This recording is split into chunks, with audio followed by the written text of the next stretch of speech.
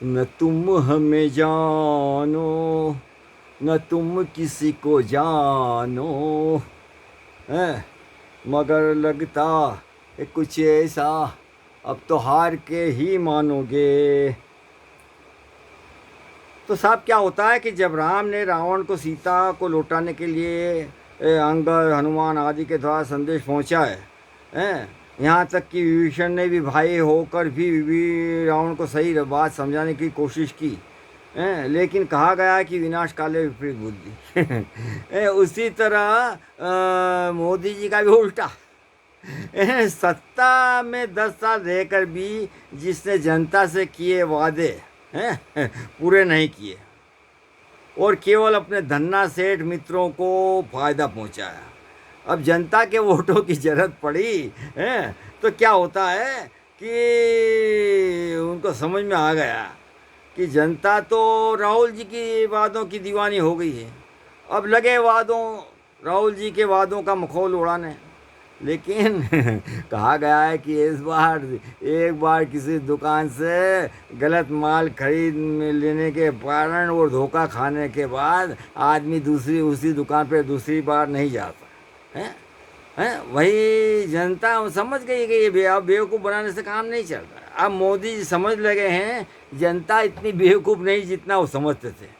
नहीं, हालत ये देखिए कि पश्चिम बंगाल में 25,000 शिक्षकों की नौकरी छीन ली गई और अब ममता उसका विरोध कर रही है कि भाई 25,000 का शिक्षकों को आप नौकरी से निकलवाया है चुनाव उनाव की ड्यूटी के चक्कर में, तो आगे बच्चों की पढ़ाई कैसे होगी। लेकिन मोदी जी को बच्चों की पढ़ाई के नुकसान की कोई परवाह नहीं है, क्योंकि वो तो चाहते हैं कि जनता अनपढ़ ही रहे।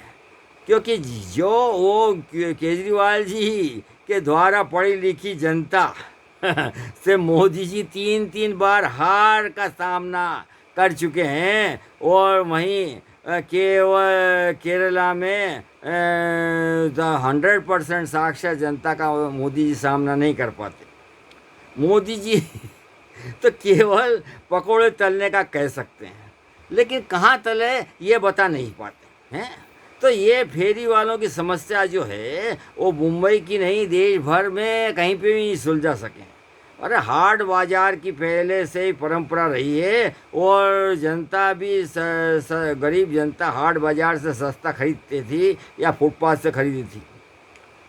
लेकिन अब जब जनता को नौकरी भी नहीं है, काम भी नहीं है और फेरी लगा कर भी कमाई नहीं, तो अब जनता को साफ बात है जनता के पास एक ही रास्ता है कि अपने बच्चों को जहर दे दे और मार दे।